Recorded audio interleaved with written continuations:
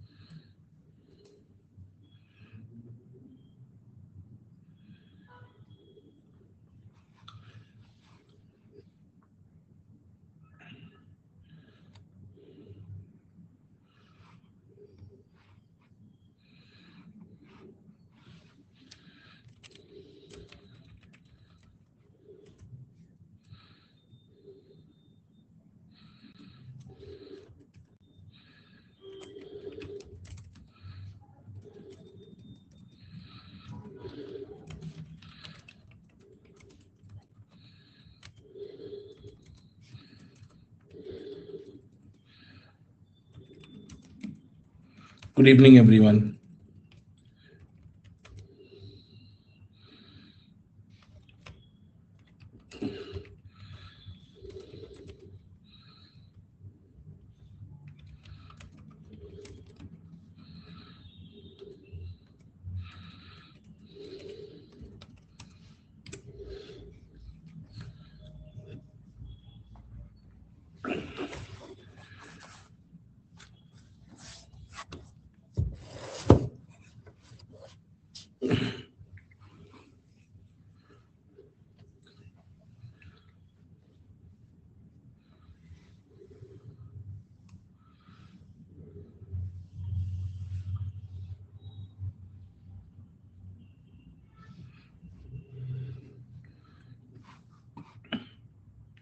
चलो शुरू करें. Good.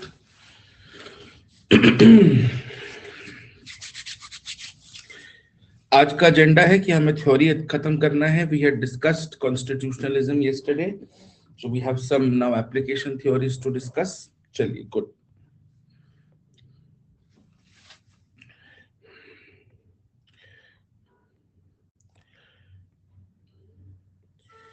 So we are on pol theory. हमने कुछ अप्रोचेस पढ़ने चाहें. ये अप्रोचेस दो पिलर्स पे टिके हैं, स्टेट और सिटीजन्स. हमने इन दोनों को कंजॉइन करते हुए कुछ थ्योरीज पढ़ी, और ये ध्यान रखते हुए कि सिटीजन्स को हमें राइट्स देने हैं, तो हमने राइट्स से रिलेटेड सारी थ्योरी पढ़ी. हमने स्टेट से रिलेटेड कुछ थ्योरी पढ़ी. And now, thank you Manmeet, now we also discussed a rule of law,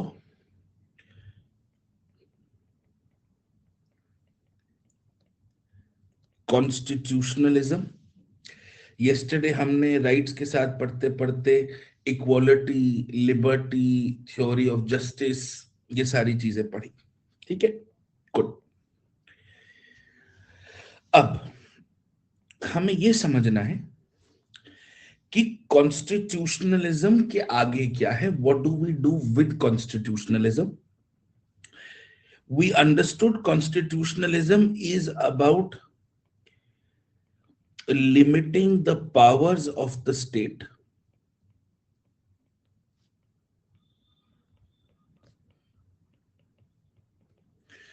और हमें इसके आगे समझना है कि कैसे हमें स्टेट के इंटरैक्शंस को आगे लेके जाना है. हमें स्टेट के कुछ आइडियोलॉजिकल फ्रेमवर्क्स को समझना है, सोशलिज्म को समझना है, डेमोक्रेटिक सोशलिज्म को समझना है, हमें मार्क्सिज्म को समझना है, हमें हिस्टोरिकल मटेरियलिज्म, डायलेक्टिकल मटेरियलिज्म को समझना है. We have to understand these aspects as well. ठीक है. So we will be looking eight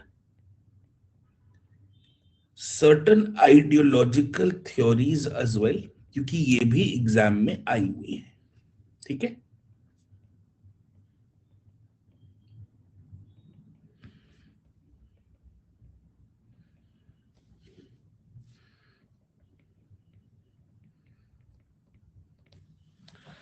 ठीक है, शुरू करते हैं. तो कल हमने क्लास में सीखा कि भाई स्टेट, जिसका लार्जर मतलब है टेरिटरी, सोवेरेनिटी, गवर्नमेंट एंड पीपल, इनकी पावर्स को हमें लिमिट करना पड़ता है. और लिमिट करने के लिए we have to ensure there is a principle that we follow called constitutionalism. ये पावर्स लिमिट एक डेमोक्रेसी में ही होती है, और डेमोक्रेसी के फाउंडेशन से बनता है rule of law. Rule of law से जो हम तीन चीजें करते हैं, absence of arbitrary power, equality before law and predominance of legal spirit, ये बेसिस बनाता है एक आइडिया का जिसको हम कहते हैं कॉन्स्टिट्यूशनलिज्म. सो कॉन्स्टिट्यूशनलिज्म बिना रूल ऑफ लॉ के नहीं हो सकता, और बिना रूल ऑफ लॉ के कॉन्स्टिट्यूशनलिज्म नहीं हो सकता, और रूल ऑफ लॉ और कॉन्स्टिट्यूशनलिज्म दोनों बिना डेमोक्रेसी के नहीं हो सकते. Right. So all of these three words, ये जो हमारा कोर थ्री प्रिंसिपल्स हैं, डेमोक्रेसी, रूल ऑफ लॉ और कॉन्स्टिट्यूशनलिज्म, ये तीनों आपस में एक दूसरे के लिए एसेंशियल हैं.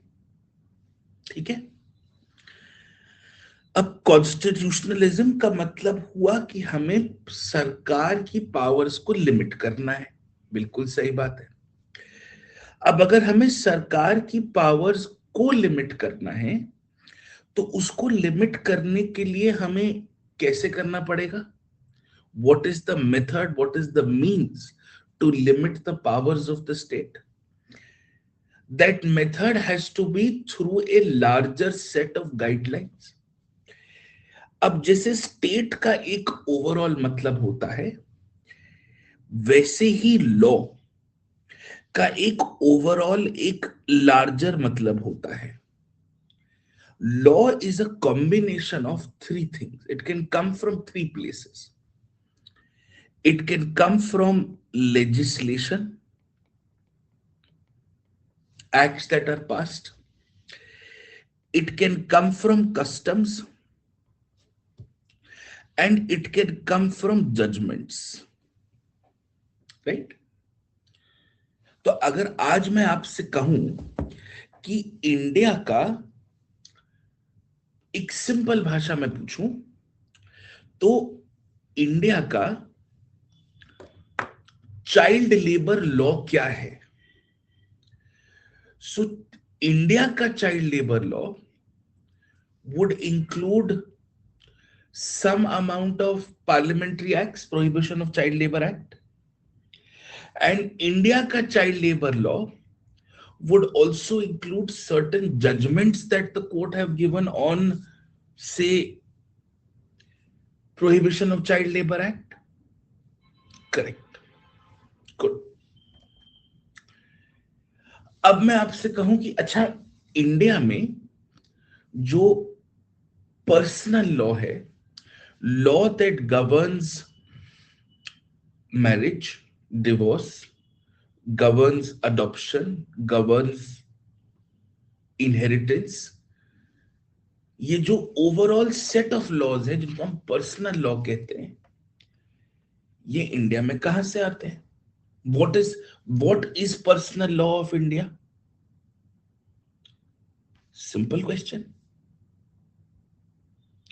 So one source would be the law that the parliament makes. One source would be that what the law that the parliament makes. जैसे for example Hindu marriage act, special marriage act. One source would be Supreme Court judgments, like the ones, for example, Shaira Bano's case, where they have cancelled and they have declared triple talaq to be criminal. Correct? And there are going to be some customs also. Some local customs which are eventually recognized in law or judgments. है ना? अब इसको आप judiciary के context में देखो. If I ask you, what is generally the law on judicial appointments? What is generally the law with judicial appointments? तो भाई हमारे पास सुप्रीम कोर्ट का जजमेंट है. फर्स्ट जजेस केस, सेकंड, थर्ड जजेस केस, फोर्थ जजेस केस, राइट? इंडिया में supreme court का सीनियर मोस्ट जज is going to become the chief justice. It is a custom और अ कन्वेंशन, राइट? और हमने बीच में एक एनजैक नाम की कोशिश करी थी, national judicial appointments commission, which was a sort of a law. Correct? So this means that law is anything which can be enforced. And what is it that can be enforced is a combination of three things: legislation, customs, and judgments. तो constitutionalism को अब आपको यहां apply करना है. I have to limit the powers of the state in a rule of law country, right? If I have to limit the powers of the state in a rule of law country, I will have to then use legislation, customs, and judiciary or judgments, right? इसमें से सबसे ज्यादा permanent democracy में क्या होगा? Legislation. और आप कोशिश करोगे कि कस्टम्स को आप लेजिस्लेशन में रिकॉग्नाइज करो, कस्टम्स को आप जजमेंट्स में रिकॉग्नाइज करो जितना हो सके. नहीं है तो कोई बात नहीं, चल रहा है चल रहा है, अनलेस कोई कोर्ट बोल दे या कोई लॉ बोल दे कि ये नहीं चलेगा. ठीक है? But you would want to create a set of constitutional laws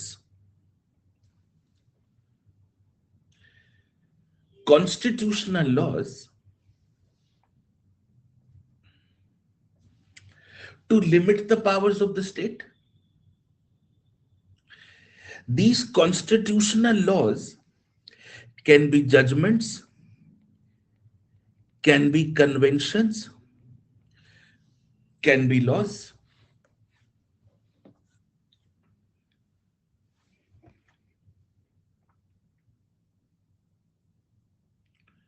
तो अगर मैं कह रहा हूं कि इंडिया का सबसे सीनियर मोस्ट सुप्रीम कोर्ट जज चीफ जस्टिस बनेगा, am I not controlling the power of the state on who can become the chief justice? Yes or no? Yes. So when I use the word constitutional laws will inherently have a positive character to it, which is to limit the powers of the state. Okay? And this could mean laws, conventions, and judgments.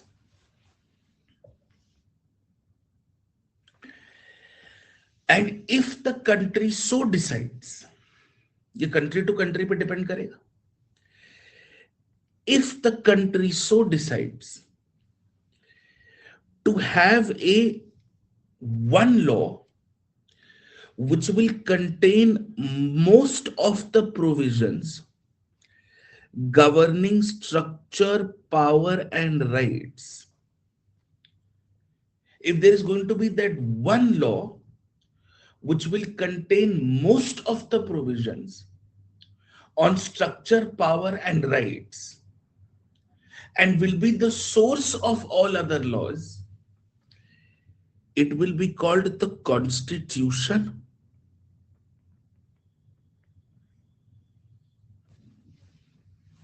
Right? There can be other laws also. There can be other conventions also. There can be other judgments also. तो एक तरह से देखा जाए तो Keshavananda Bharati versus state of Kerala 1973 is a constitutional law judgment. It is preventing the parliament to make changes to the constitution which violate basic structure.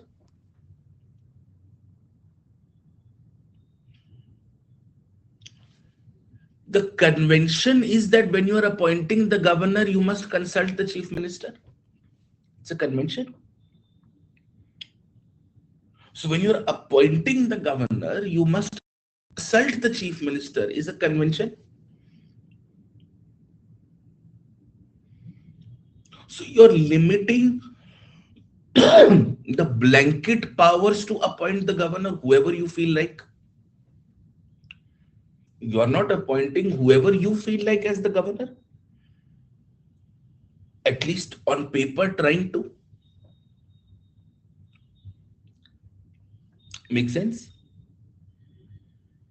So constitutional law covers everything. It covers laws, it covers conventions, it covers judgments. Now, as we discussed, a constitution is basically a law that governs the structure, the power, and the rights in a country. Structure and power of the government, the rights for the people. Does it make sense? Yes, sir. Please stop talking to each other. Don't waste your time. Don't waste your time getting distracted, and keep the chat box only for responding to what I am saying. Please learn how to attend an online class. है ना? ऐसा नहीं करना है. इतने बड़े बच्चे हो गए अभी भी ऑनलाइन क्लास अटेंड करना नहीं सीखा फिर.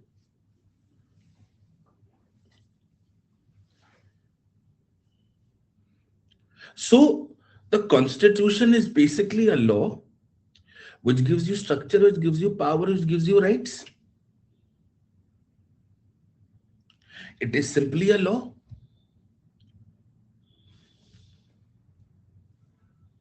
This law can belong to a democratic country also and a non-democratic country also.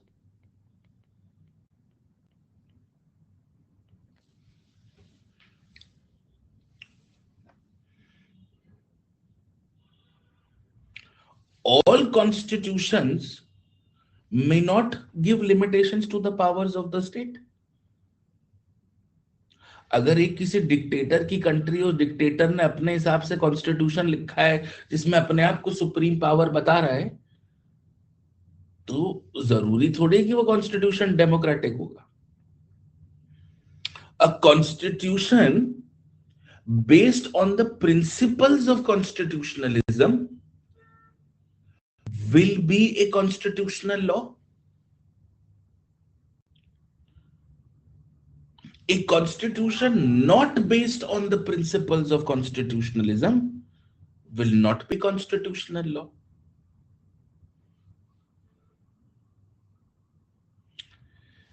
Similarly, there can be other laws as well, other laws which talk about structure, power, and rights. There could be other forms. Constitution is not the only legislation. The President and the Vice Presidential Election Act. Does it govern presidential and vice presidential elections? Yes or no? Is it not constitutional law? It is. So India has a constitution based on constitutional law. It has several other constitutional laws also. And it has conventions also. It has judgments also.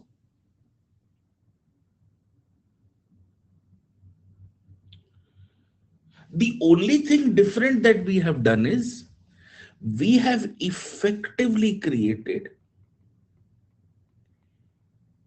a small hierarchy of laws where there is the constitution and then there are all other laws. हमने बस यही किया है. हमने जो most essential features हैं with the widest coverage एक document में लिख दिया है और इस डॉक्यूमेंट को एक स्पेशल प्रोसेस ऑफ अमेंडमेंट दिया है.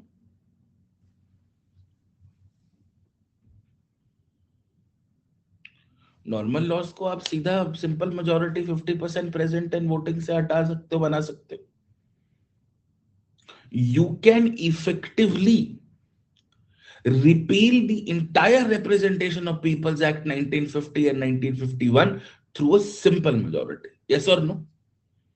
More than 50% present and voting. But can you remove the Election Commission of India provisions from the Constitution with a simple majority? No. Not at all. और इसको और strengthen करने के लिए what India uniquely has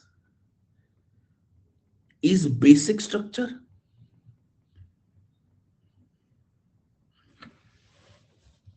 मैं आपसे एक सीधी simple बात पूछूं, what is so special about the Constitution? हम कॉन्स्टिट्यूशन ऑफ इंडिया 1950, इसका जो एक्चुअल ऑफिशियल नाम है कॉन्स्टिट्यूशन ऑफ इंडिया एक्ट 1950 है. इसको हम सुप्रीम लॉ कहते हैं, इसको लॉ ऑफ द लैंड कहते हैं, इसको हम लॉ ऑफ लॉज कहते हैं. क्यों क्यों कहते हैं? ठीक है, क्या खास है? हमारे कॉन्स्टिट्यूशन में कुछ बहुत खास चीजें, कुछ चीजें जो ओरिजिनली थी और कुछ चीजें जो बाद में ऐड हुई हैं.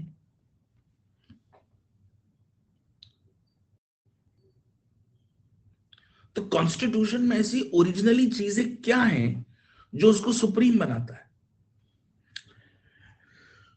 Constitution is effectively the source of power, है ना?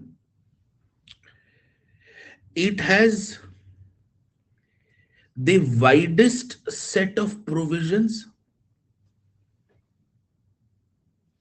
ये तो हम डिस्कस कर रहे हैं.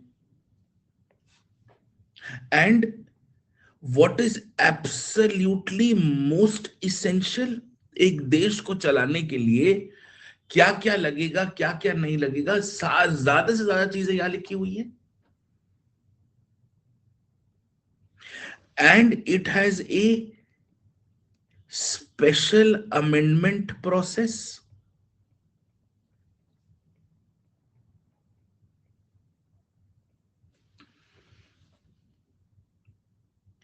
And on top of it, the courts of India, the Supreme Court has evolved basic structure,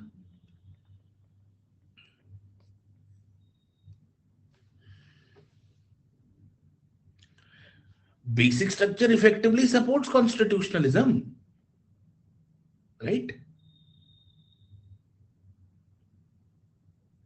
It is never about the constitution, but what is inside the constitution that has to be protected. Yes. So, in one line, what makes our constitution special? What is it so great? What makes it the law of the laws? Is this.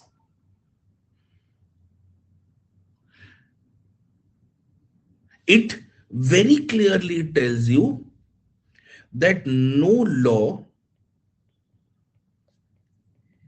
can violate fundamental rights.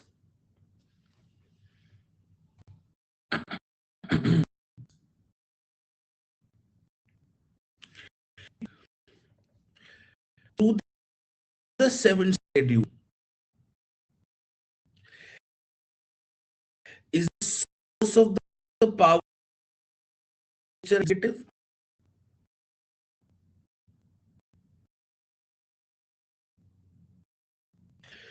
Through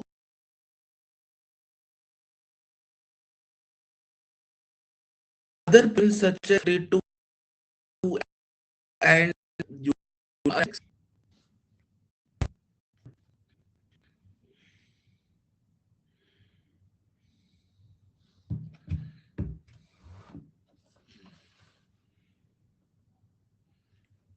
One second. One second. अब ठीक है? All okay? थोड़ा सा अब ठीक है? Good. The Constitution through 32, through 226, through 131, several other aspects. It is also giving powers to court.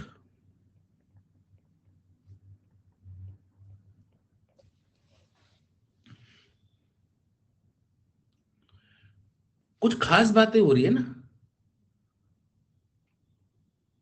इसको support करने के लिए 10 चीजें और होंगी, चलेगा।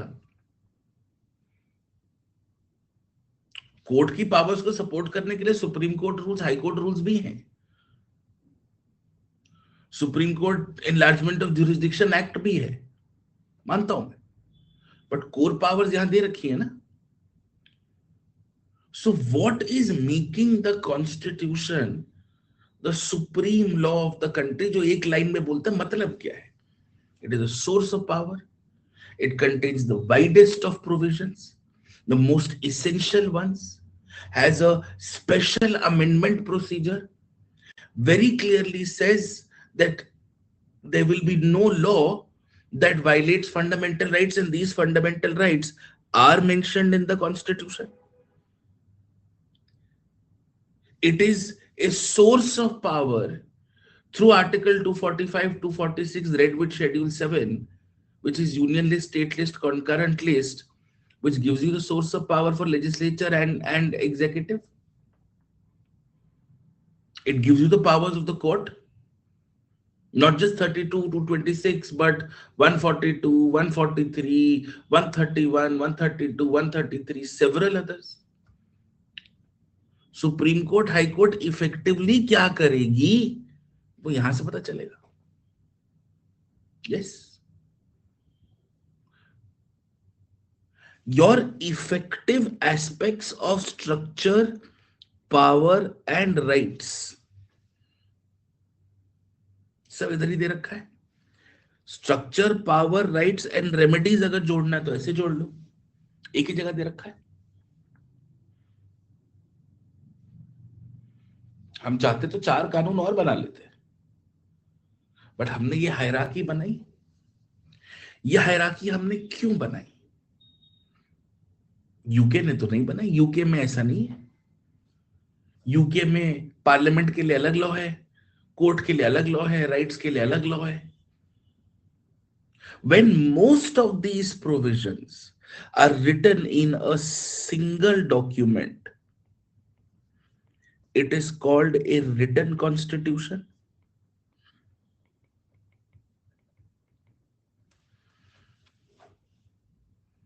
When most of these things are written in one document. और रिटन कॉन्स्टिट्यूशन का मतलब ये नहीं है कि और लॉज नहीं हो सकते, और भी हो सकते, लेकिन ये प्राइमरी होगा।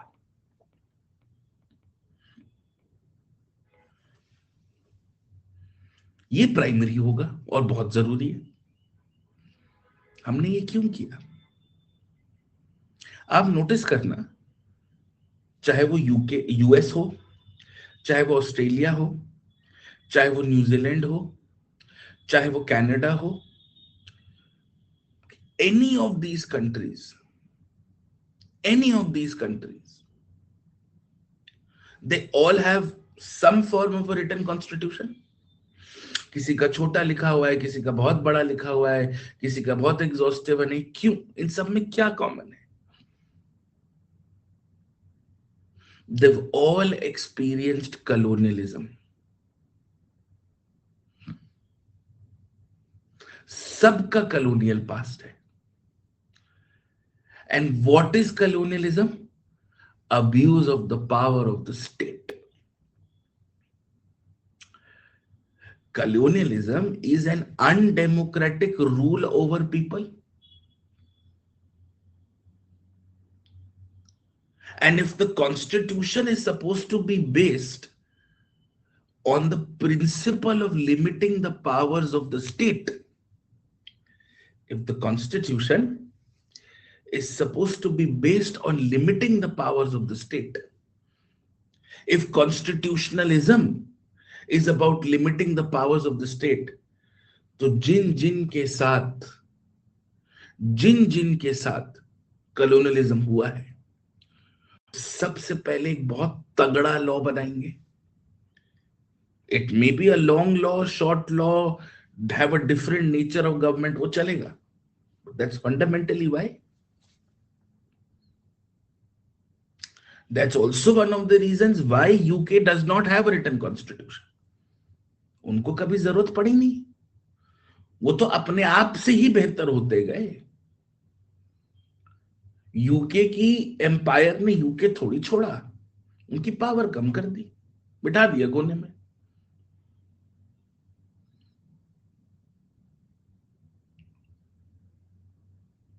So fundamentally, the difference between a written and an unwritten constitution is singularity versus multiplicity,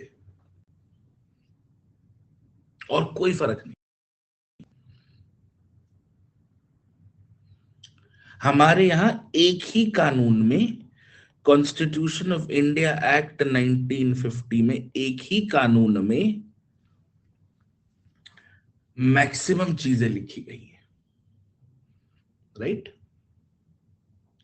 UK has a union act for the parliament, UK has a supreme court act. So हमारे यहां constitution and then उसके नीचे other laws, difference हमें दिख रहा है। Constitution superior है, laws can not violate the constitution, and there is a special amendment procedure. UK will have a separate human rights act. हमारे तो कॉन्स्टिट्यूशन में ही ह्यूमन राइट्स के नाम पे फंडामेंटल राइट्स हैं, सुप्रीम कोर्ट के नाम पे जुडिशियल प्रोविजंस हैं, यूनियन के नाम पे अपना पार्ट 5 है कि नहीं? फिर हमारे तो कॉन्स्टिट्यूशन में ही फंडामेंटल राइट्स, पार्लियामेंट और सुप्रीम कोर्ट के बारे में लिखा है। यहां इन्होंने अलग अलग लॉ बनाए हैं। तो यहां पे इस तरह की कोई हायरार्की नहीं है। यहां all of these laws are equal. So if all of these laws are equal, तो सबसे बड़ा कौन हुआ? लॉ बनाने वाला. If all of these laws are equal, तो सबसे बड़ा कौन हुआ? The lawmaker, which is parliament. So that is why in an unwritten constitution like the UK, you will see parliamentary supremacy.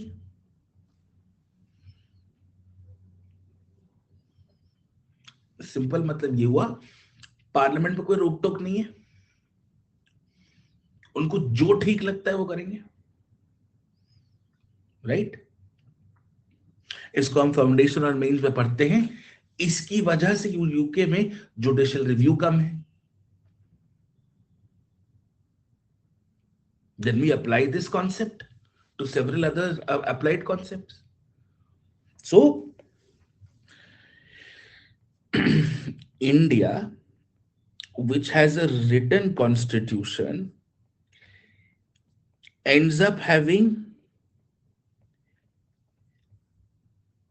some form of constitutional supremacy, solidified by the basic structure doctrine.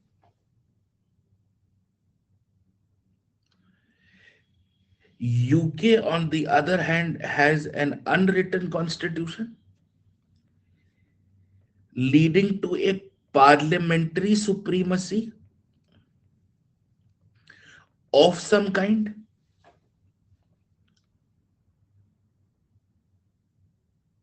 Right? So इसके impacts होंगे. What is common to both countries is democracy, है ना? And both are effectively parliamentary democracies. तो India में parliamentary democracy और constitutional supremacy को balance करना पड़ेगा.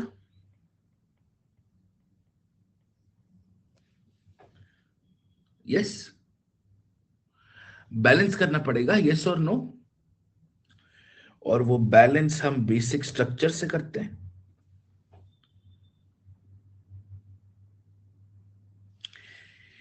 यहां पे एज सच कोई बैलेंस नहीं चाहिए.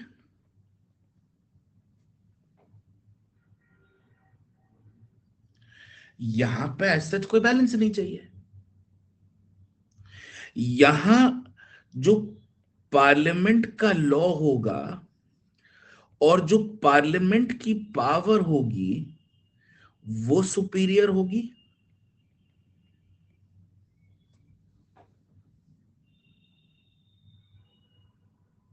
तो ऑटोमेटिकली जुडिशरी का रिव्यू करना थोड़ा सा लिमिटेड होगा. जुडिशरी क्या रिव्यू करती है? लेजिस्लेटिव और एग्जीक्यूटिव एक्शन. जब लेजिस्लेचर जुडिशरी से सुपीरियर है तो कोर्ट एक हद पार नहीं कर सकती. लेकिन यहां कॉन्स्टिट्यूशनल सुप्रीमेसी है तो एल, ई और जे इनका बैलेंस है. राइट? एल, ई और जे इनका बैलेंस है. हमें प्रिजर्व करना होगा डेमोक्रेसी. हम कोशिश करेंगे, लेकिन we'll be able to keep a check. So judicial review would be stronger. Yes.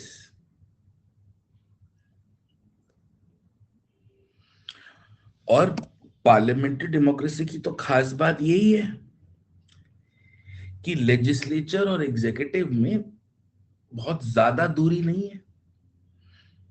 Executive तो लेजिस्लेचर से ही आता है. यही तो हमने कल पढ़ा था, फंक्शनल डिफरेंस। और जहां पे सेपरेशन ऑफ पावर्स ज्यादा होगा, जहां एल, ई और जे के फासले बहुत क्लियर होंगे, जैसे कि प्रेसिडेंशियल फॉर्म में, वहां आपको स्ट्रक्चरली जुडिशियल रिव्यू ज्यादा मिलेगा।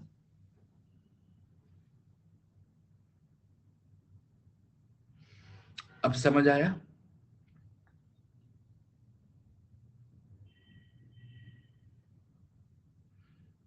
यूके में तो एल, ई और जे इक्वल है ही नहीं। एल सबसे बड़ा है, तो जे की हिम्मत ही नहीं हो सकती एल पे सवाल उठाने की। And L is nothing but a representative of democracy. यहां पे भी आप कोशिश करोगे लेजिस्लेचर को प्रिजर्व करने की।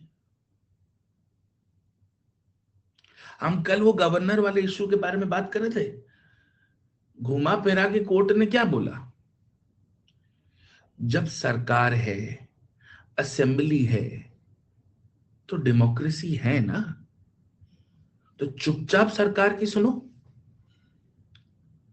दिल्ली के केस में तो यही बोलते हैं,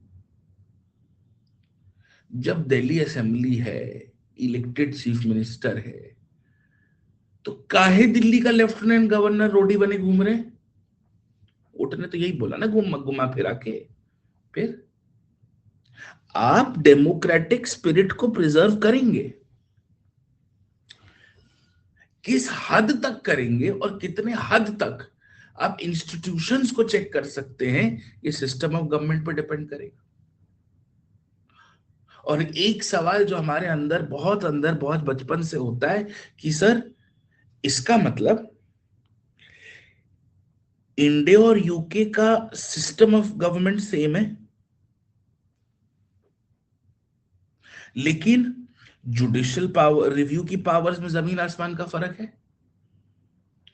क्यों? क्योंकि यहां से फर्क आया, यहां से फर्क आया। क्या यूके के कोर्ट्स एग्जीक्यूटिव एक्शन को चेक कर सकते हैं? बिल्कुल कर सकते हैं, एक हद तक कर सकते हैं। लेकिन आज तक नहीं सुना होगा आपने कि यूके ने, आज तक नहीं सुना होगा कि यूके के सुप्रीम कोर्ट ने पार्लियामेंट का कोई लॉ रद्द कर दिया, उनके पास पावर ही नहीं। और इसलिए जब 4-5 साल पहले यूके के कोर्ट ने एक पार्लियामेंट्री सेशन को रोक दिया, उसको एक, उस पे एक जजमेंट दे दिया, तो बवाल हो गया। इतना बवाल हो गया कि यूपीएससी के मेंस में पूछ लिया, इंडिया और यूके की जुडिशरी कैसे सिमिलर है और कैसे अलग है। पूछा था ना, इसलिए पूछा। फिर हमारे अंदर सवाल होता है कि सर, किसका सुप्रीम कोर्ट ज्यादा पावरफुल है? यूएस में ज्यादा जुडिशियल रिव्यू है या इंडिया के कोर्ट पावरफुल है? बहुत ध्यान से सुनना, बहुत क्लियर कट ध्यान से सुनना। जब यूएस कॉन्स्टिट्यूशन और जब इंडियन कॉन्स्टिट्यूशन शुरू हुआ, जब यूएस कॉन्स्टिट्यूशन और जब इंडियन कॉन्स्टिट्यूशन शुरू हुआ, ठीक है, सिंपल क्लियर कट, यूएस के कॉन्स्टिट्यूशन ने यूएस के कोर्ट्स को जुडिशियल रिव्यू की ज्यादा पावर दी। यहां तक ठीक है? Are we clear on this? Constitutionally US had a wider scope of judicial review. तो जब रेस शुरू हुई, तो यूएस का कॉन्स्टिट्यूशन की वजह से यूएस को थोड़ा सा एज मिल गया। लेकिन इंडिया ने क्या किया? Public interest litigation, suo motu, complete justice. तो जब एक्चुअली बात इंप्लीमेंट करने की आई, जितनी पावर इंडिया के सुप्रीम कोर्ट के पास है वो किसी कोर्ट के पास नहीं है। अब समझ आया फर्क? Are we clear?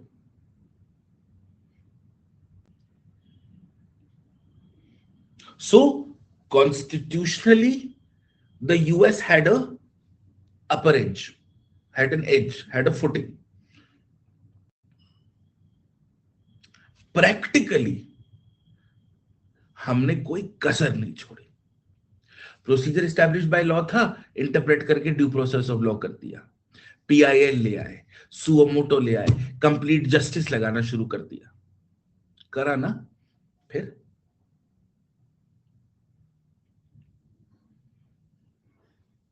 Judicial review है तो एक्टिविज्म है। दोनों शब्द कहीं नहीं लिखे कॉन्स्टिट्यूशन में। जुडिशियल रिव्यू है तो एक्टिविज्म है। Activism is just a feature. It is just a judicial review stretched to an extent. समझ आया? इसलिए जुडिशियल एक्टिविज्म पे प्री में कभी कोई सवाल नहीं आता। क्लियर? पक्का? यहां तक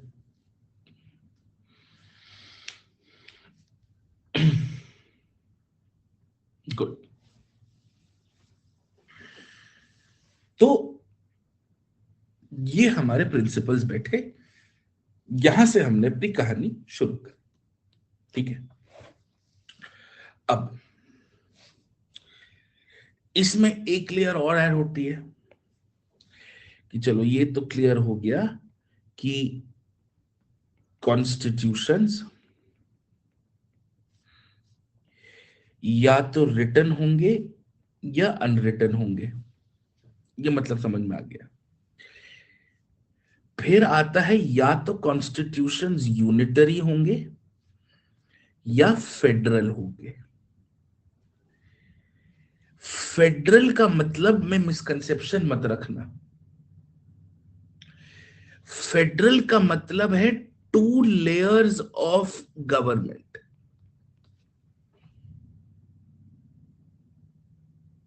to layers of government, simple as that. किसके पास कितनी पावर है वो मैटर नहीं करेगा। अगर आपके देश में 2 लेयर्स ऑफ गवर्नमेंट है तो आपका देश एक फेडरल कंट्री है।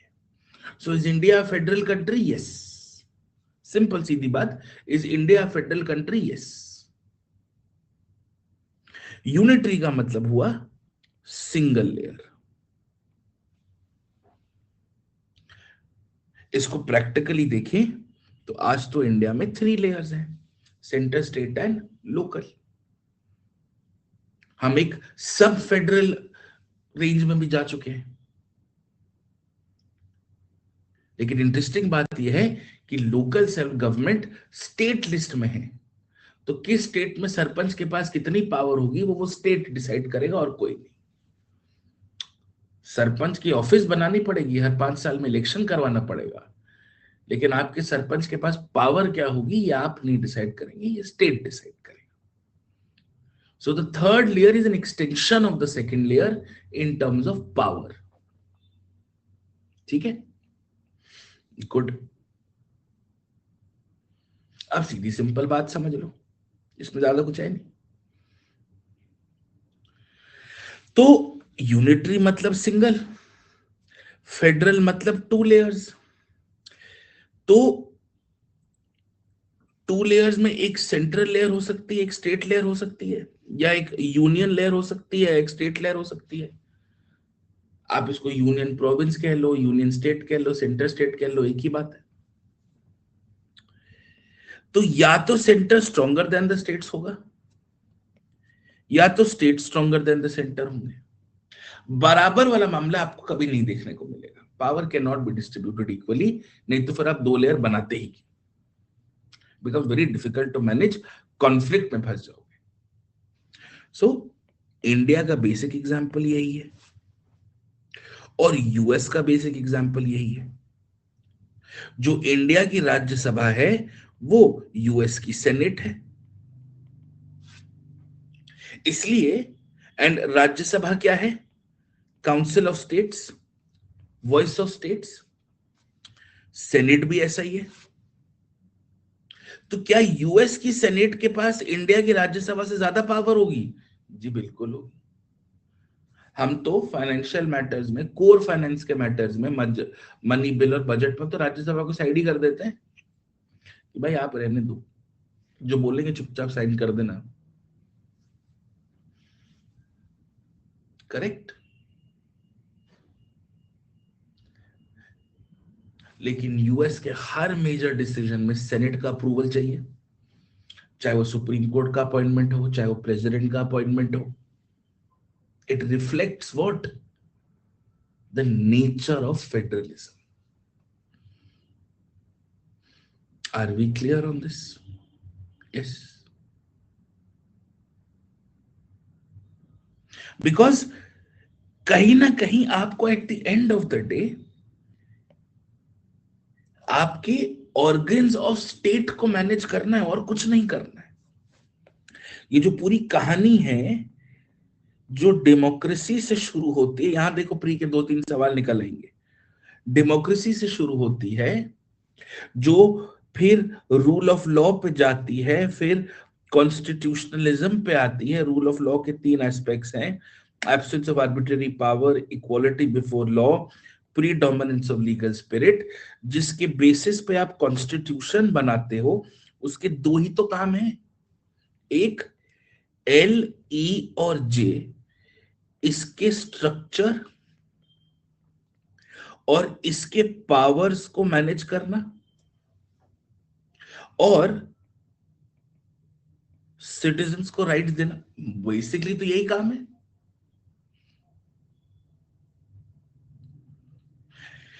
इस काम को फिर आप इफेक्टिवली कैसे अंजाम देते हो? आप पार्लियामेंट्री डेमोक्रेसी का स्ट्रक्चर चूज करते हो, जिसकी वजह से थोड़ा सेपरेशन ऑफ पावर्स होता है और थोड़े चेक्स एंड बैलेंसेस होते हैं, राइट?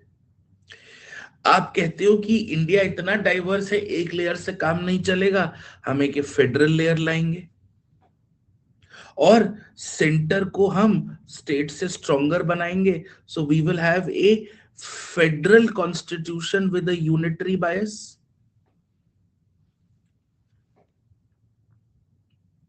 यस।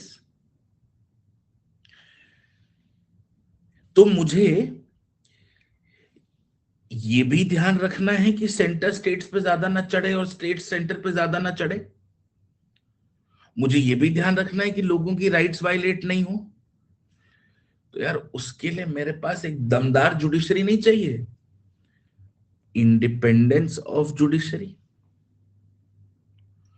और सिर्फ इंडिपेंडेंट होके क्या कर लोगे? काम करने की भी तो पावर चाहिए, जुडिशियल रिव्यू। कि पूरी पॉलिटी इसी पे बेस्ड है ना।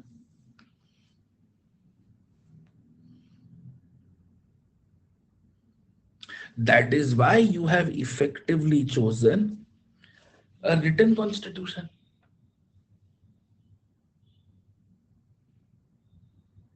तो अगर प्री में क्वेश्चन आ जाए कि फेडरलिज्म के लिए क्या क्या जरूरी है, आंसर इसी टेबल से निकालेंगे। क्या फेडरलिज्म के लिए डेमोक्रेसी जरूरी है? यस और नो। क्या रूल ऑफ लॉ जरूरी है? यस और नो। क्या कॉन्स्टिट्यूशनलिज्म जरूरी है? यस और नो। क्या रिटन कॉन्स्टिट्यूशन जरूरी है? यस और no. Some form of checks and balances separation जरूरी है? यस और नो। क्या पार्लियामेंट्री सिस्टम जरूरी है? नहीं। नहीं। प्रेसिडेंशियल सिस्टम में भी लेजिस्लेचर होते हैं, लेकिन उनको अलग रखा जाता है, नॉट नेसेसरी।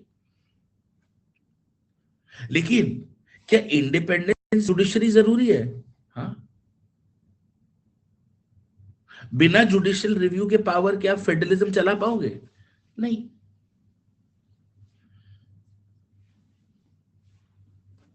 समझ में आया कॉन्सेप्चुअल क्वेश्चंस कैसे करते हैं?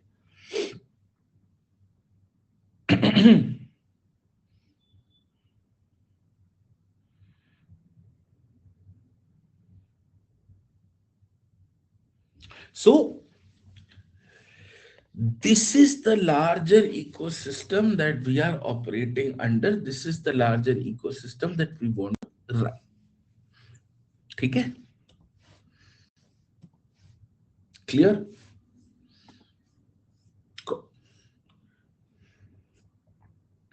अब समझ आया?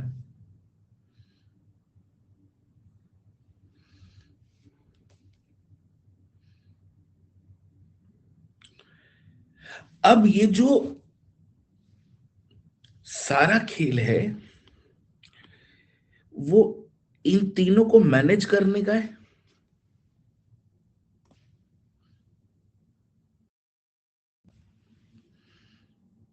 And all of these three have to work as per the constitution. And the constitution has to ensure rule of law and democracy and everything else.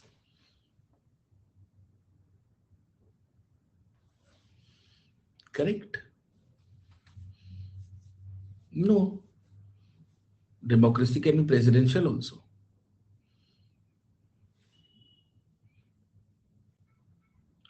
तो फिर सारा खेल तो ये होगा ना कि लेजिस्लेचर और एग्जीक्यूटिव क्या करेंगे. इसको ऐसे समझ लो. लेजिस्लेचर एक्ट बनाएगा, एग्जीक्यूटिव ऑर्डर पास करेगा. इसको चेक कौन करेगा? जुडिशरी करेगा.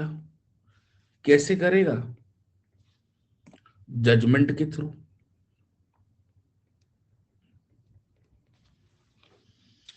एक तो एस्पेक्ट ये हो गया.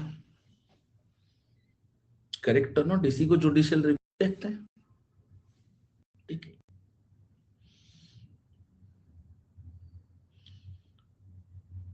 तो अगर कोर्ट ने कोई एक्ट या कोई भी ऑर्डर नलिफाई किया है, कोई भी एक्ट, कोई भी ऑर्डर, तो court should have the last laugh. मैंने बोल दिया खत्म तो खत्म. कोई भी एक नॉर्मल एक्ट, कोई भी एक एग्जीक्यूटिव ऑर्डर कोर्ट ने कैंसिल कर दिया तो कर दिया, बात खत्म. yes or no? yes or no? Make sense? Good.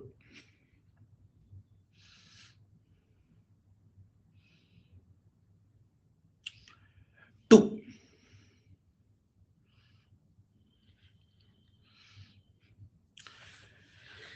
इस कॉन्स्टिट्यूशन में चेंज करने की पावर पार्लियामेंट के पास है,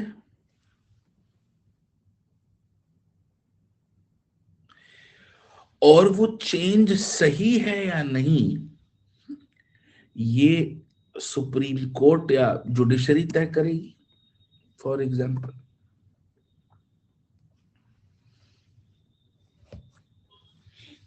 दोनों बातें समझना. एक एग्जाम्पल लेते हैं. Section 19 of the IT act, sorry, section 66 of the IT act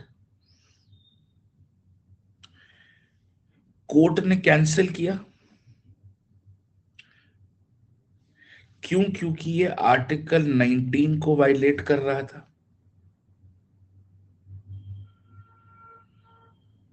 yes, simple. ठीक है.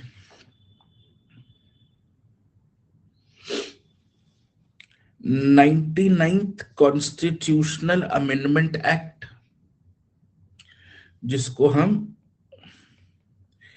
एनजैक कहते हैं, कोर्ट ने पूरा का पूरा कैंसिल किया.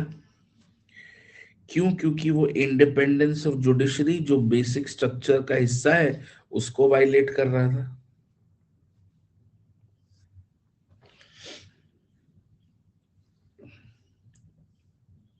ठीक है,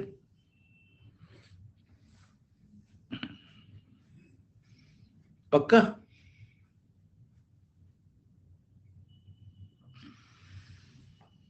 यहां तक कोई दिक्कत, कोई प्रॉब्लम?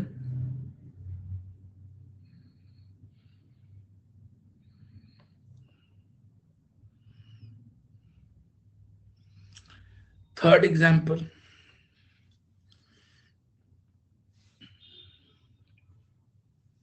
ध्यान से देखना।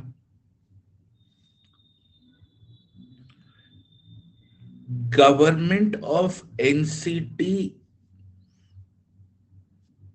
वाला जो केस है, NCTD, government of national capital territory of Delhi का केस, जिसमें सुप्रीम कोर्ट ने कहा कि आपको दिल्ली के इलेक्टेड गवर्नमेंट की सुननी पड़ेगी और सिविल सर्विसेज इलेक्टेड गवर्नमेंट के कंट्रोल में होंगे। मोटी मोटी बात।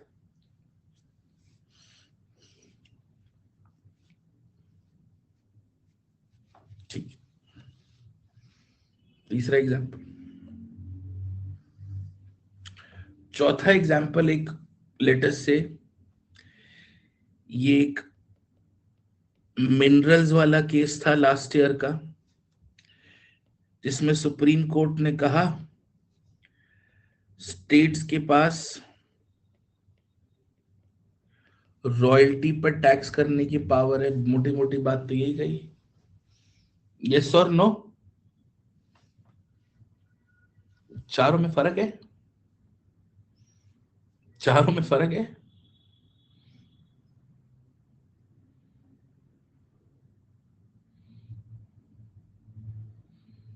जमीन आसमान का फर्क है। This is a case of FR violation, this is a case of basic structure violation, right? This is a federal conflict,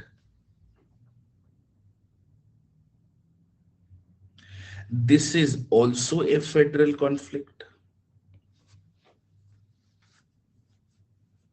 चार अलग टाइप के केस हैं, चारों के लिए जुडिशरी का इंडिपेंडेंट होना और रिव्यू की पावर होना कंपलसरी है, नहीं तो कर नहीं पाते। एनजैक इज 2016, सॉरी मैंने 19 लिख दिया, सॉरी मुझे माफ कर देना राज, मुझसे बहुत बड़ी गलती हो गई। 2016 बेटा, 15 में पास हुआ था, 16 में इम्पोज हुआ था, 99 के चक्कर में लिख दिया, मुझे माफ कर देना। बिल्कुल तुम सही जगह पे एकदम फोकस कर रहे हो, बिल्कुल बहुत बढ़िया। Slip of the tongue is no fault of the mind, one who remarks is rather unkind। कोई नहीं, ठीक है। अब यार इस जजमेंट के बाद, इस जजमेंट के बाद, गिव मी फ्यू मिनट्स, इस जजमेंट के बाद एक सिविल सर्विसेज अथॉरिटी दिल्ली के लिए बनाई कि नहीं बनाई, इस जजमेंट को कॉन्ट्रडिक्ट करते हुए?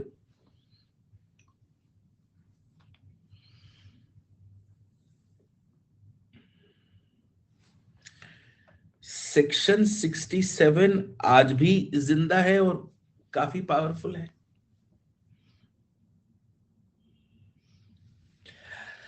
आज भी रिन्यूअल ऑफ एनजैक की बातें हो रही है, पिछले पूरे साल यही बातें हुई हैं कि एनजैक वापस ले आओ, थोड़ा सुधार के ले आओ, बेटर करके ले आओ, लेकिन ले आओ।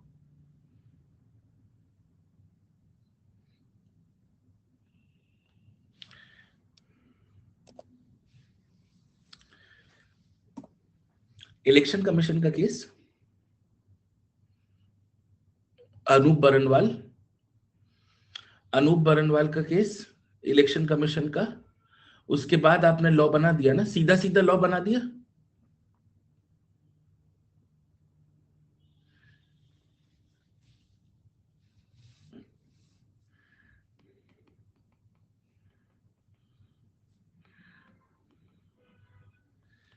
Anup Baranwal is currently challenged in Jaya Thakur right now.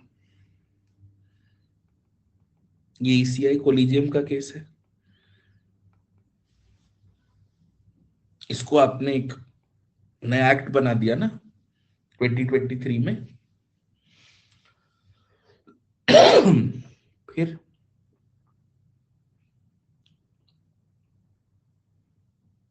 तो एक बार सुप्रीम कोर्ट ने किसी चीज पर जजमेंट दे दी तो क्या उस पर पार्लियामेंट कुछ पलट के कार्रवाई नहीं कर सकती? कर सकती है, बिल्कुल. If the parliament overturns a Supreme Court judgment, isn't the parliament undermining the power of judicial review?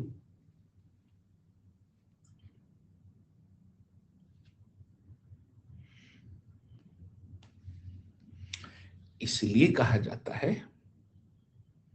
Yes of course. तो जुडिशरी की जजमेंट की वैल्यू क्या रही?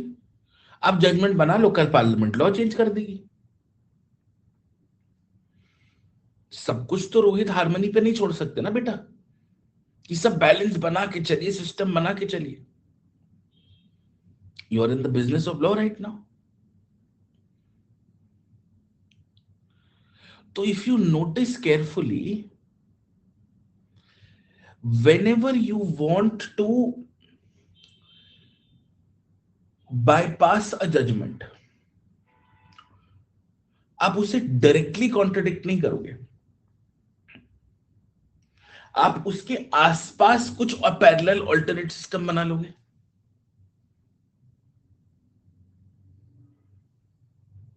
जनरली आप देखना यही होता है. पूरी फंडामेंटल राइट्स की बेसिक स्ट्रक्चर की कहानी यही है.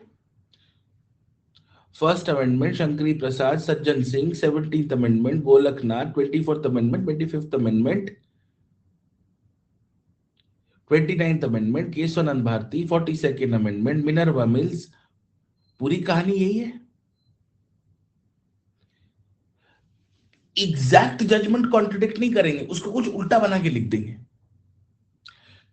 वो एग्जैक्टली होगा जजमेंट के खिलाफ, लेकिन कभी सीधा सीधा नहीं लिखेंगे. कभी आपने किसी लॉ में कभी किसी लॉ में आपने लिखा हुआ देखा है, this law is to negate this judgment? किसी लॉ के प्रिलिमिनरी सेक्शन में, ऑब्जेक्टिव्स में कहीं देखा है? नहीं कर सकते.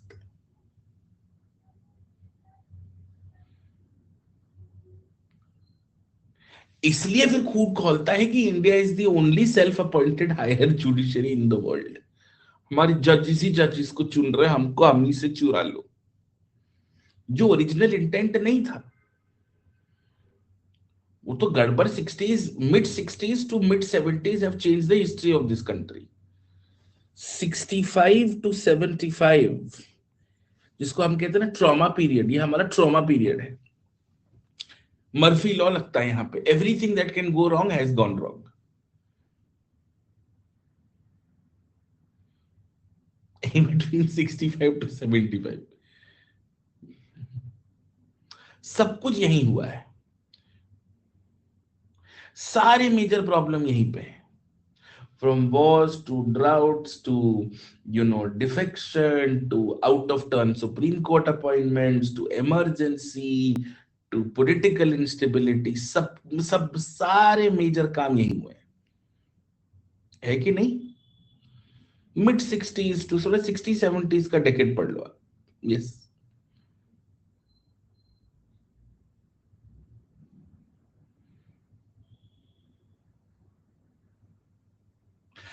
तो अगर प्रीलिम्स में आता है, the parliament can overturn a Supreme Court judgment by passing a law. Yes tick करोगे या नो टिक करोगे? नो टिक करोगे. आया समझ में? Clear? Yes.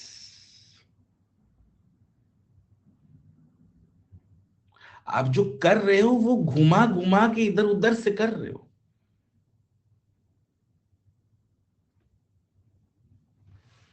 Are we clear on this? पक्का?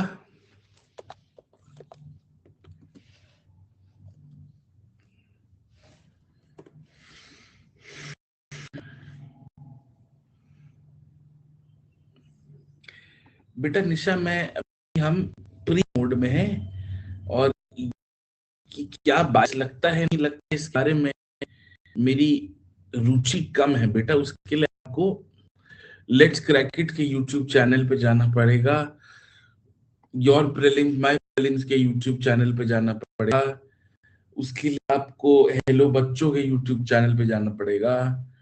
इधर में नहीं होएगा बेटा। इधर मुझे क्या लगता है और क्या है में कोई मैटर नहीं करेगा। Okay good.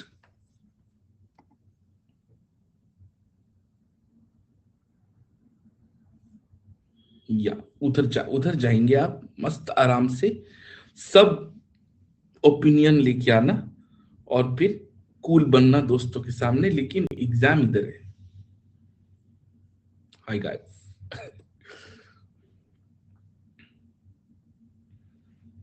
हाँ, so ordinance can amend a central act, ordinance can abridge a fundamental right, ordinance can come into effect from a back date, but it is not about ordinance versus a judgment, है ना?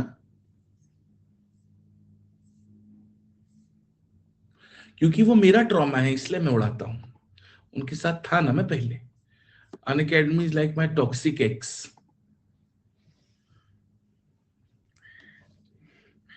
Bad work culture but very good tech, so I'm still using their tech. वो आपको छोड़ के चले गए, लेकिन उन्होंने जो आपको तकिया दिया था उस पर रख के सोते हैं। क्या बात है। ठीक है, done. Are we clear? We can take 5 minutes now.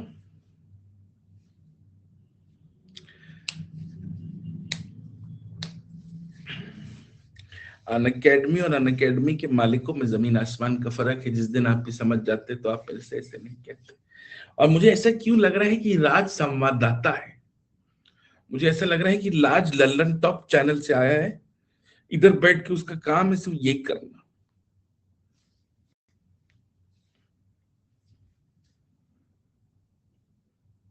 Good.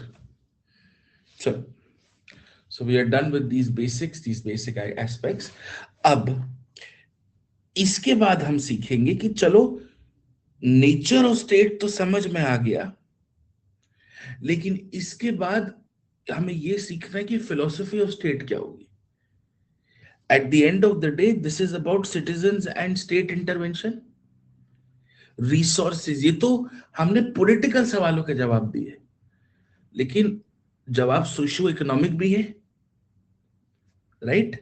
So we'll have to look at Marxism, we will have to look at Hegel's theory, a bunch of those things here or there. वो भी हम पढ़ेंगे in 5 minutes. So you can take a 5 minute break. It's 10. We'll start at 10:25. ठीक है? You can freshen up.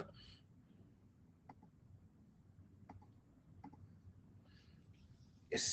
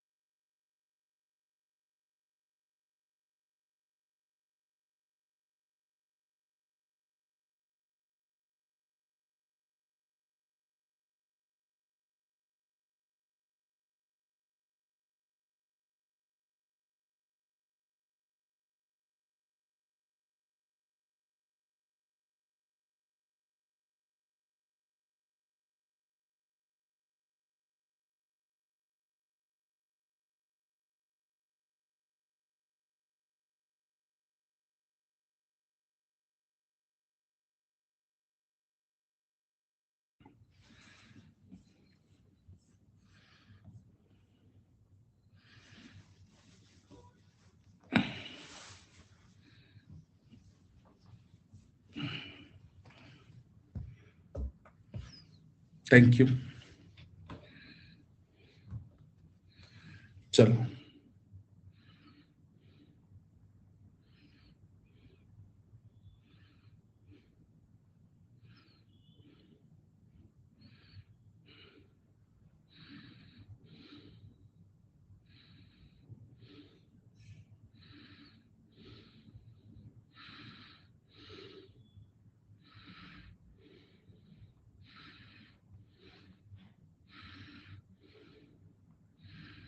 just 2 minutes. We'll start. 1 minute. 1 minute. We'll start. Just resetting.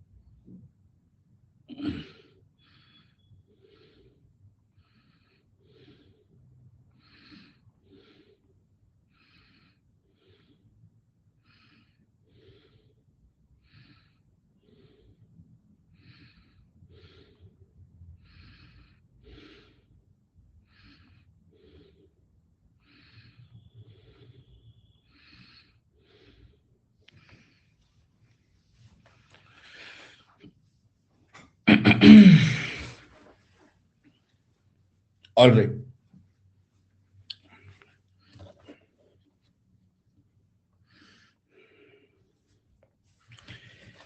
तो जो ये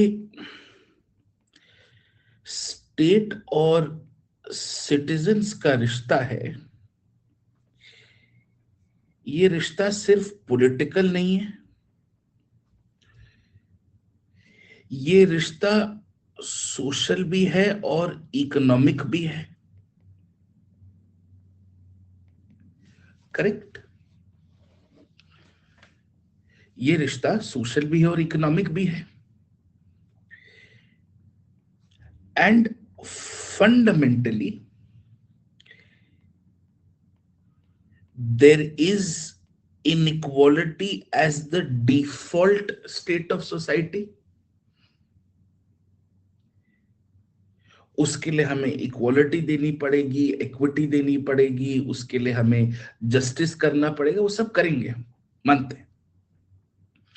but fundamentally inequality है एंड मल्टी डायमेंशनल इनइक्वालिटी है।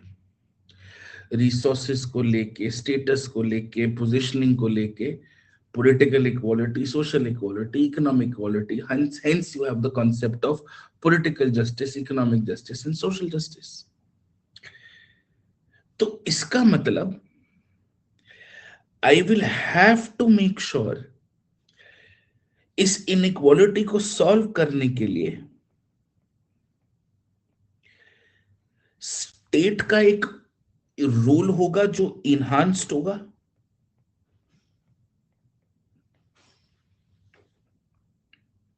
and that enhanced role of the state is nothing but socialism।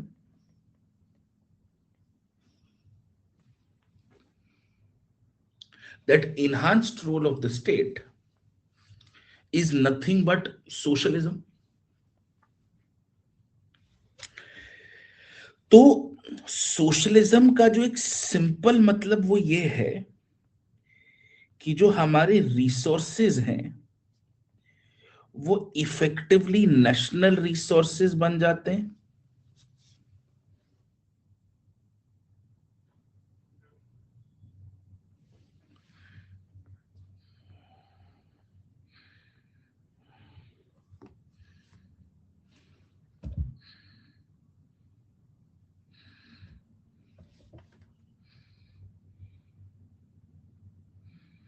where the state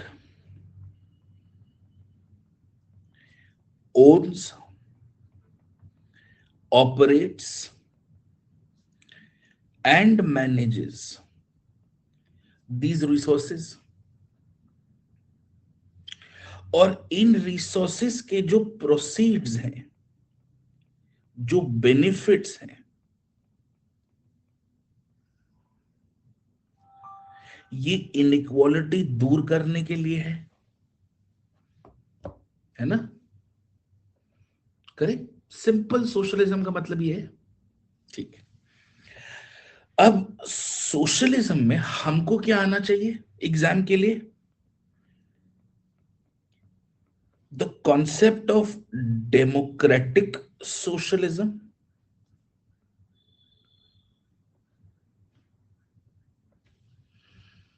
है ना?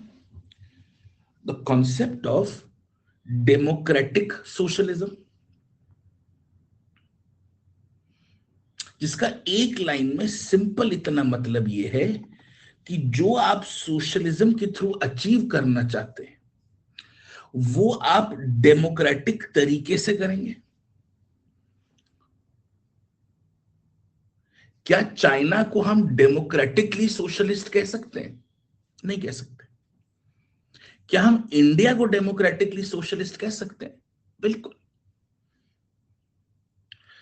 तो economy और society में क्या होगा क्या नहीं होगा, ये डेमोक्रेटिकली डिसेंट्रलाइज तरीके से ऐसे डिसाइड किया जाएगा। Are we clear on this? Yes और नो? एंड इस डेमोक्रेटिक सोशलिज्म में डेमोक्रेसी भी है और सोशलिज्म भी है, बेसिकली डेमोक्रेसी प्लस सोशलिज्म। तो डेमोक्रेसी के लिए we will require a wide range of representation, right? और उसके लिए मल्टी पार्टी सिस्टम होना बहुत जरूरी है।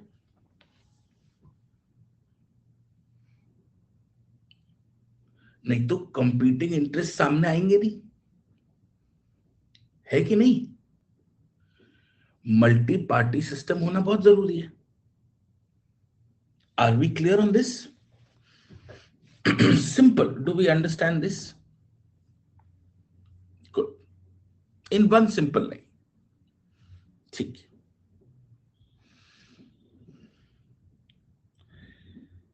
नाउ ये तो हो गया स्टेट का डिग्री ऑफ इंटरवेंशन, ठीक है। अगर आप चाहते हो कि स्टेट कम इंटरवीन करे और आराम से खुल के जो मार्केट चाह रही है वो करे, उसका जो एक्सट्रीम वर्जन है उसको कैपिटलिज्म कहते हैं। एग्जाम में कैपिटलिज्म का मीनिंग नहीं पूछेंगे, लेकिन ये जो कैपिटलिज्म का रास्ता है ये तो लिबरलिज्म से होते हुए जाएगा। You'll have to be liberal about things, you'll have to be liberal about rights, you'll have to be liberal about everything. So socialism,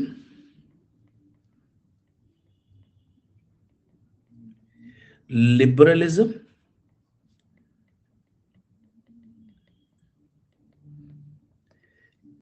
capitalism, और सोशलिज्म को अगर आप और अग्रेसिवली करो then you reach something called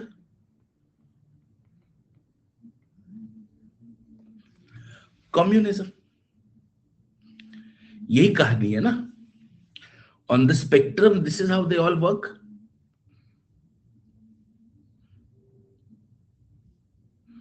right?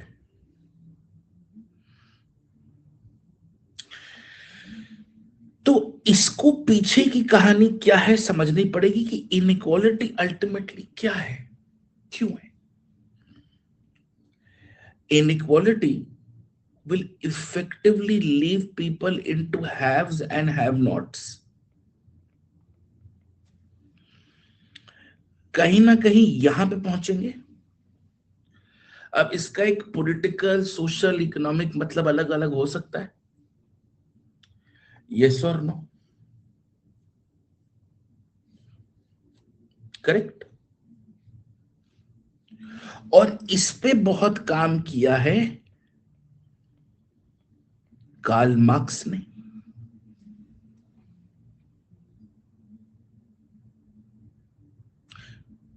और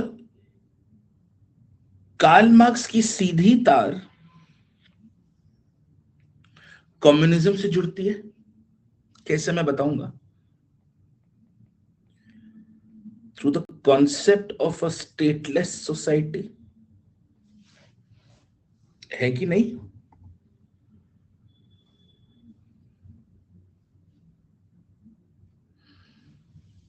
अब इसको stateless,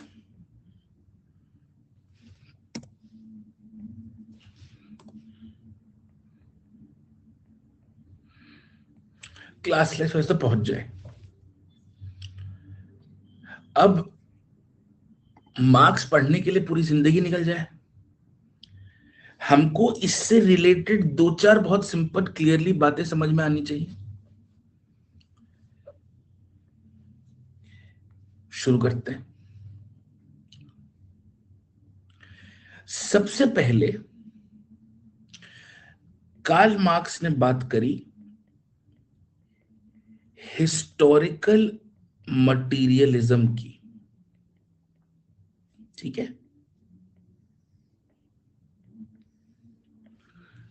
सबसे पहले बात करी हिस्टोरिकल मटीरियलिज्म। कहना आइडिया क्या था, बेसिक कॉन्सेप्ट क्या था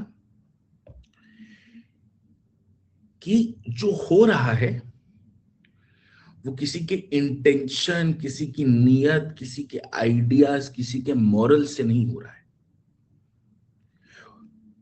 material conditions, tangible conditions, resource conditions ये डिसाइड कर रहे हैं कि समाज कैसा है, कैसे लोग प्रोड्यूस कर रहे हैं, कैसे वेल्थ डिस्ट्रीब्यूट हो रहा है, समाज, देश, दुनिया, धर्म ऐसे बन रहा है। Right? Popular quote, first bread then belief. Economy will shape society, politics, law, and culture. Right? Simple.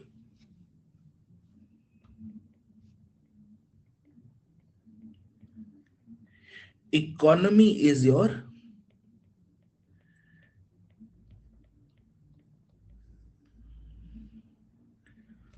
Super shaper. Sidhi simple बात तो उन्होंने ये कही। पहली बात तो। दूसरी बात क्या करी उन्होंने? The concept of a class struggle.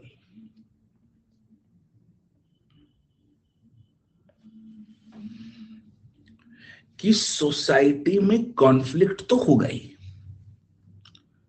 Because society is divided into classes जिनके अचीवमेंट्स, जिनके नीड्स, जिनके एस्पिरेशंस, जिनके वांट्स बहुत अलग अलग है। Different classes of people in different society have different interests.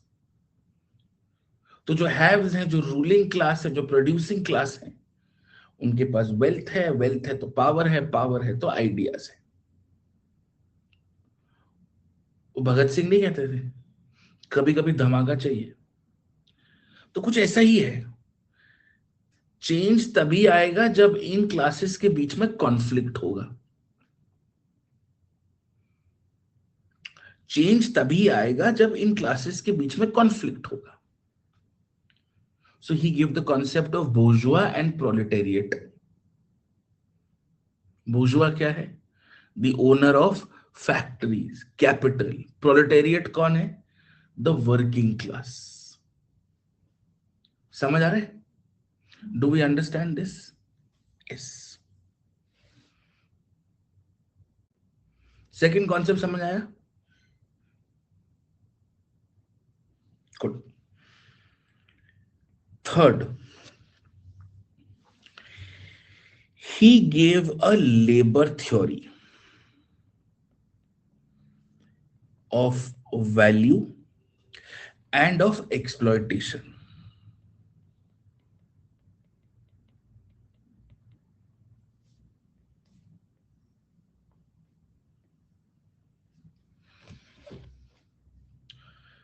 दो लाइन में समझेंगे क्या है। किसी भी गुड की क्या वैल्यू है, उसके पीछे ह्यूमन लेबर छुपा है। जितना हम अपने वर्कर्स को देते हैं, उससे ज्यादा की तो वैल्यू वो प्रोड्यूस करते हैं। और वो जो एक्स्ट्रा वैल्यू जनरेट होती है, वो जो हमारा बोर्जुआ है वो अपने पास रख लेता है, उसको प्रॉफिट कहते हैं। Workers create value, capitalist create surplus. ये कहानी है ना। Workers create value, capitalist create surplus.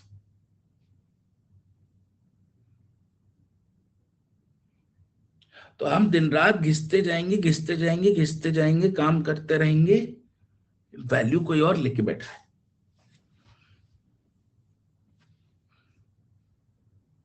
और इससे क्या होगा? इससे इफेक्टिवली एलियनेशन होगा। आज नहीं तो कल बगावत होगी ना।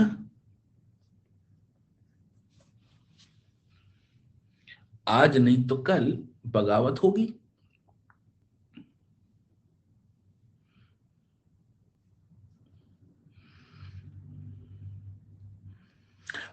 बगावत के लिए पहले आपको अलग अलग से लगना शुरू होगा ना। You will feel alienated.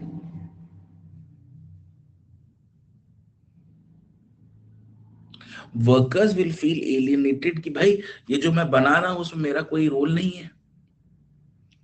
जो ये काम हो रहा है उसमें मेरे से कोई बात नहीं कर रहा, आपस में क्या चल रहा है किसी को नहीं पता। मेरा अपना ह्यूमन पोटेंशियल मुझे मुझे डिस्टेंट लगेगा, अपने आप पे क्वेश्चन होगा। वो इंसान नहीं, इंसान अपने आप को मशीन समझेगा। कहीं ना कहीं तो वो ब्रेक डाउन होगा ना, कहीं ना कहीं तो वो मेल्ट डाउन होगा। और जब पूरे वर्कर क्लास का मेल्ट डाउन होगा, it will lead to what is called revolution.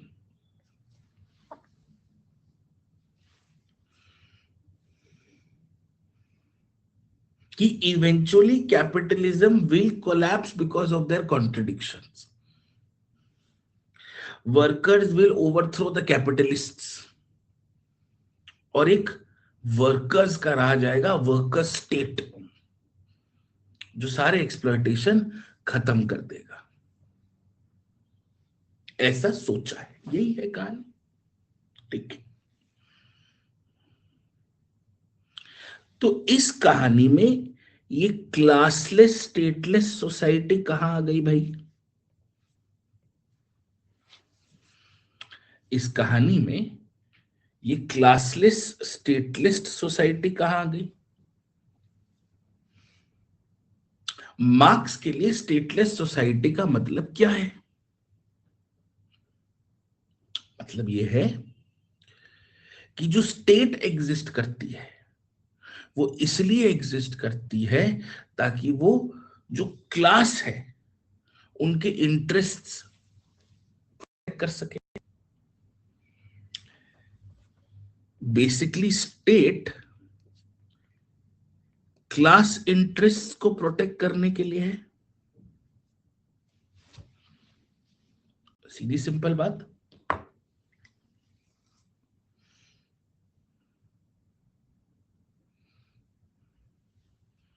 Make sense?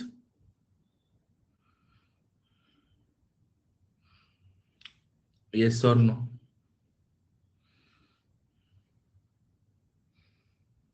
So police, army, problem क्या है कि जितने लॉज हैं ये सब रूलिंग क्लास के लिए हैं, तो वो उनको प्रोटेक्ट कर रहा है। स्टेट गरीबों के लिए है ही नहीं इनके हिसाब से।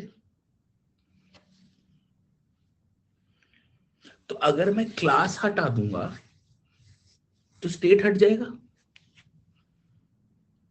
If classes disappear then state becomes unnecessary. धीरे धीरे धीरे खत्म हो जाएगा।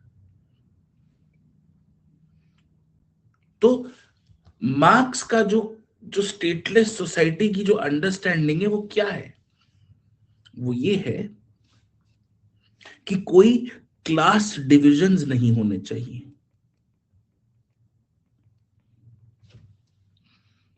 कोई एक्सप्लॉयटेशन नहीं होना चाहिए,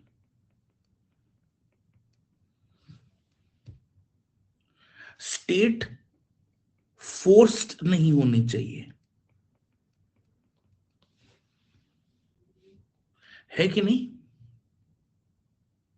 जो रिसोर्सेज हैं they should be collectively owned, hence communism. समझ आ रहा है? मार्क्स का मतलब केओस या लॉलेसनेस नहीं था। Marks wanted a self regulating cooperative society, कि अपने हिसाब से सब चलेगा, सब अपने हिसाब से गवर्न करेंगे, लोकल पे अपना अपना देखेंगे। Correct?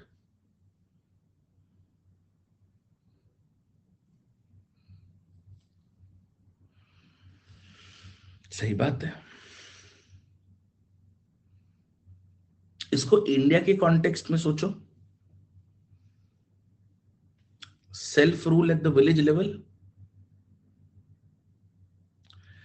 Self rule at the village level. Yes,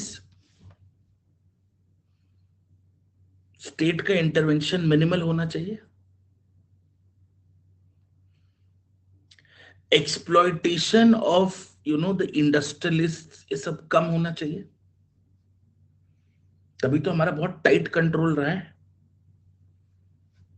it is all about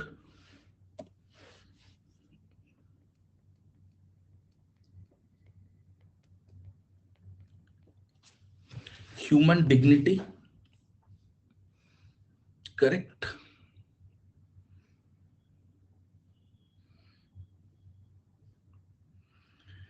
तो एक बात बताओ, क्लासलेस डिवीजन नहीं होना चाहिए, एक्सप्लॉयटेशन नहीं होना चाहिए, स्टेट का फोर्स नहीं होना चाहिए, लोकल रूल होना चाहिए, कुछ गांधी टाइप बातें नहीं लग रही?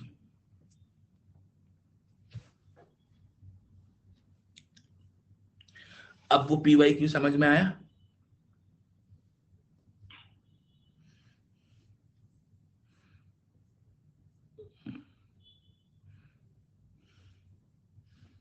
पक्का?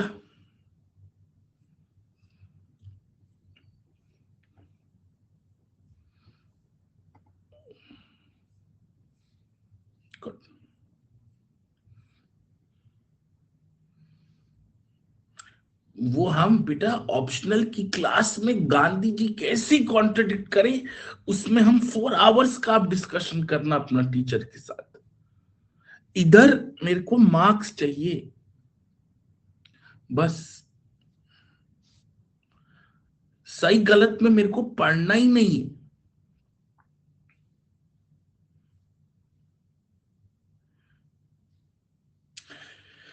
तो ये क्लियर है कि भाई materialism is driving everything.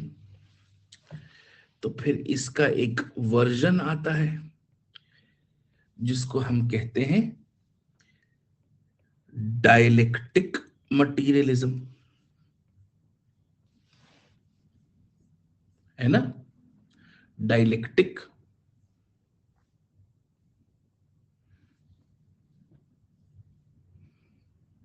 Materialism का क्या मतलब है? डायल मटीरियलिज्म का क्या मतलब है? हिस्टोरिकल मटीरियलिज्म का क्या मतलब है? हिस्टोरिकल मटीरियलिज्म का मतलब है कि दुनिया इकोनॉमी से चल रही, आइडिया से नहीं।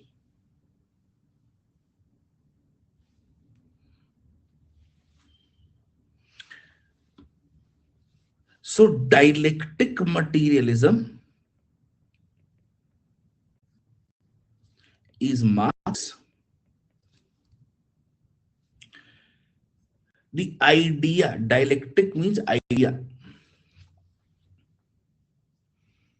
दूसरा कॉन्सेप्ट है कि दुनिया आइडिया से चल रही है, थॉट से चल रही है, मॉरल से चल रही है। ये दिया था एंगल्स ने, सॉरी हेगेल्स ने। क्या लिख रहा हूं यार मैं भी, ठीक है। Are we clear on this? क्या है dialectical materialism? Dialectical materialism is effectively historical materialism 2.2, और कुछ नहीं। ये मटीरियल कंडीशंस हैं, economy, production, property, they will determine relations of class. Reality is ultimately material, right? Conflict economy और society में है, यस और नो? यस। और डायलेक्टिक का मतलब है कि हिस्ट्री इज द आइडिया और society is nothing but an evolution of ideas, ठीक है। So materialism is Marx, driver of history is material life, dialectic is when there are conflict of ideas, ठीक है। Dialectics का जो simple मतलब है, it is nothing but A conflict of opposites. अंदर जो हमारे कॉन्ट्रडिक्शन नहीं रहती वो, और उसी कॉन्ट्रडिक्शन में हम चेंज पुश करते हैं। कहने का मतलब कि हमको आइडियोलॉजिकली अनकंफर्टेबल है तो हम लड़ेंगे। मार्क्स ने इसी प्रिंसिपल को मटीरियलिज्म और इकोनॉमी से जोड़ा। प्री में बस इतना ध्यान रखना है कि मार्क्स और गांधी के लिए क्या कॉमन है और डायलेक्टिकल मटीरियलिज्म किसने बताया, बस। Are we clear on this? नहीं तो फ्यूडलिज्म, कैपिटलिज्म, मार्क्सिज्म पढ़ने में जिंदगी निकल जाए। बस अपने को इतना आना चाहिए।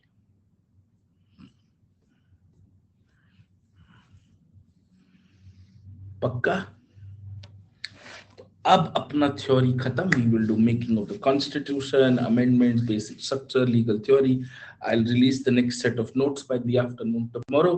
You can keep them with you and we can discuss them in class. ठीक है? Good. Download them after class खत्म होने के पहले एनोटेशन नहीं दे सकते। क्लास खत्म होने के बाद एनोटेशन मिल जाएगा। I have told them to put it in the this thing.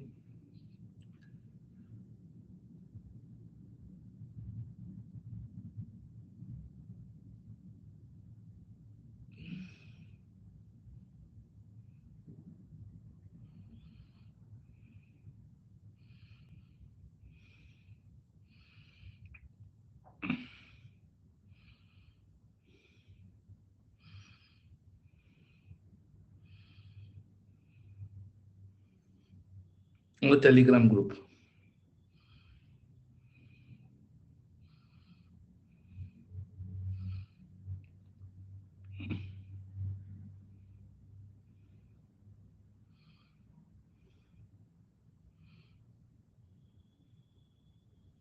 We discussed the PYQs, no? Yesterday.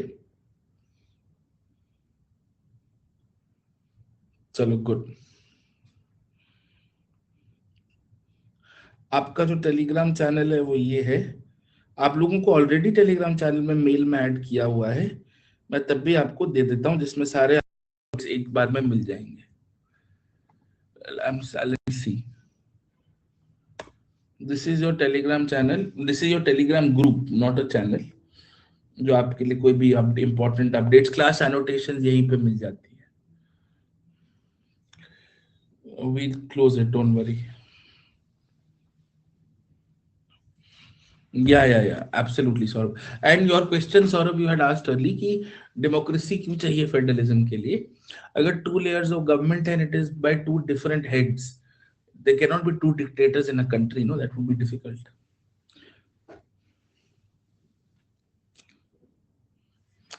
Thank you. Thank you Raj sahab for being a spot. Sorry अगर मेरा मजाक थोड़ा सा आपको लगे, but thank you. See you, good night, see you, bye bye.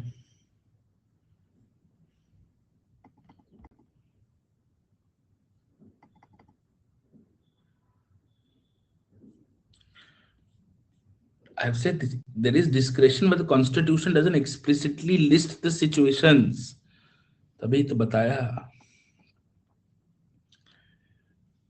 Okay, done. No, there cannot be independence of judiciary without democracy. Thank you.